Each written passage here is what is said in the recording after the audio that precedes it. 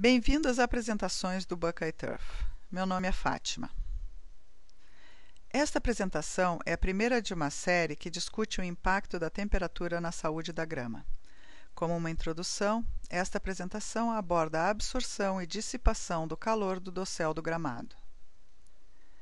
A energia da radiação solar é a fonte de calor do nosso planeta. O calor é a fonte que move toda a atividade biológica.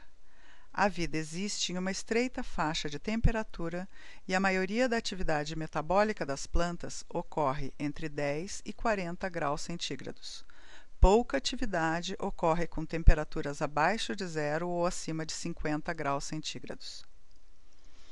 A adaptação das gramas está amplamente relacionado com a temperatura. Gramas de inverno são adaptadas a climas temperados e amenos, representados aqui pelas regiões em verde, onde as temperaturas do solo são de moderada a fria, enquanto as gramas de verão são adaptadas às regiões em amarelo e vermelho, nas regiões subtropicais, mais quentes ou tropical. A temperatura ótima para o crescimento da parte aérea das gramas de inverno é de 27 a 35 graus centígrados, e para o crescimento da raiz, as temperaturas de solo estão entre 10 e 24 graus centígrados. A temperatura ótima para o crescimento da parte aérea das gramas de verão varia de 27 a 35 graus, enquanto para o crescimento radicular a temperatura do solo varia de 24 a 29 graus centígrados. A energia da radiação solar chega a um nível constante de energia, conhecido como constante solar. Conforme a radiação entra na atmosfera, a energia é perdida por vários processos.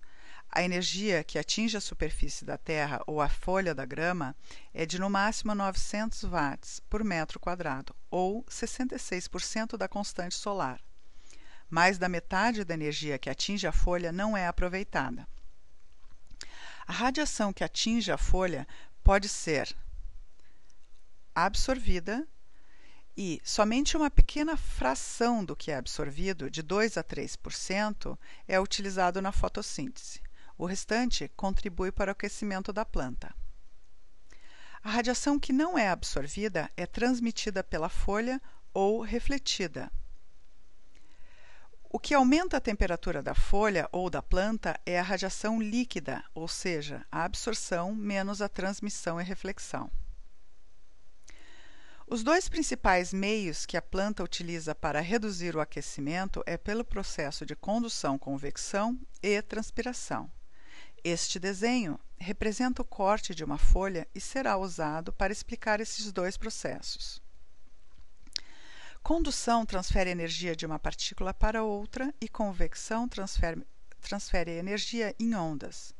Estes processos trabalham juntos para dissipar o calor da lâmina foliar. O efeito geral é que a energia é dissipada da lâmina da folha pelo aumento da temperatura do ar e é então substituído por ar frio. Transpiração é a evaporação da água da superfície da folha. Este processo de resfriamento é o resultado da mudança da água do estado líquido para vapor ou para o estado gasoso. A mudança resulta em dissipação de energia.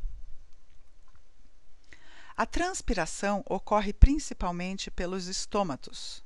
Os estômatos se abrem para permitir a passagem do dióxido de carbono, ou gás carbônico, e do oxigênio durante a fotossíntese.